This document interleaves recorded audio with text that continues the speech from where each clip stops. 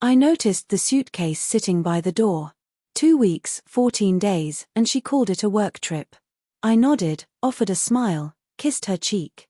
Inside, something caved in. It wasn't the first lie. Not even close.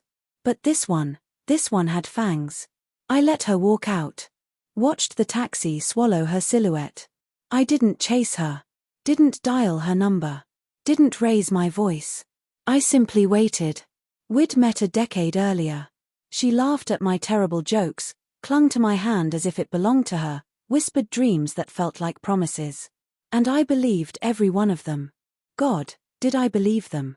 Then the signs crept in. Small hints at first. Her phone buzzing in her purse during dinner. A scent on her clothes that wasn't hers. A half-erased message she forgot to hide. Her eyes darting away when I questioned her. But I stayed composed, patient. I gathered my proof the way a hunter stalks in the dark, quiet, calculated. I traced her habits without her noticing. Checked dates, flights, hotel reservations, the names she mentioned casually. Everything looked normal. Everything, until the final week. The truth landed in my lap through a photograph, a harmless post on her social media. Him, standing too close, smiling at her like she wasn't mine. The caption read, "Work retreat, productive week with my partner in crime." I felt my lips curve, not from joy, but from recognition. This wasn't chaos. This was a stage I knew how to control. So I did nothing. I let her wander freely, unaware that her mask had slipped clean off. I studied him carefully, nothing illegal, nothing public, but he carried a chronic illness. Contagious. Severe. And for someone like her, dangerous. I knew the timing down to the day, the hour, the likelihood. When she came home, suitcase dragging, hair tangled, mascara worn away, I asked one question. "Do you know what condition he's dealing with?" Her laugh froze mid-breath. Her gaze snapped to mine, sharp and calculating. I held steady. Watched her unravel. The predator becoming prey in seconds. "What do you mean?" she whispered.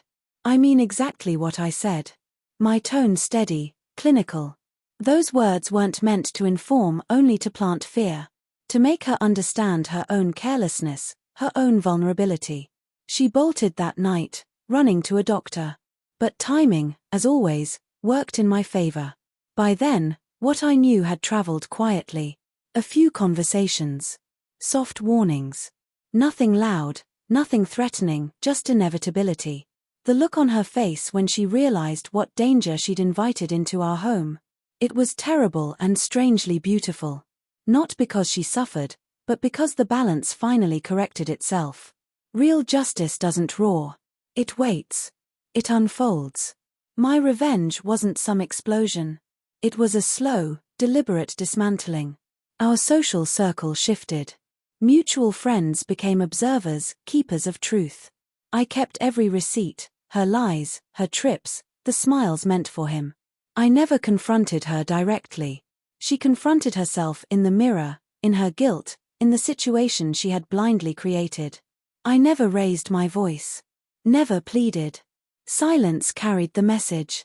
People forget how powerful silence is, how much patience can accomplish. I watched her quietly fall apart, piece by piece. And me. I remained untouched, steady, composed, watching the aftermath like a conductor guiding an orchestra to its final violent chord. Every gesture, every pause, every glance was intentional. So when she finally tried to speak, begging, apologizing, terrified, it no longer mattered. The plan had already completed itself. The humiliation belonged solely to her. The lesson, harsh and unforgiving, had settled in. I didn't cheer. Didn't boast. There's no triumph in shouting over a battlefield full of broken hearts. But I felt truth return to me, the weight in my chest finally lifting. The fear she now carried, the guilt, the knowledge of what she risked, it reflected the silent fear I'd endured for months. That night, I poured a glass of whiskey, stared out at a city that didn't care about human foolishness.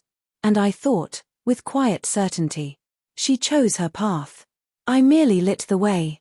The lesson lingered in the space between us. Betrayal demands a price. And timing decides whether the result is regret or destruction. I didn't ruin her. Fate did. I only held up the mirror.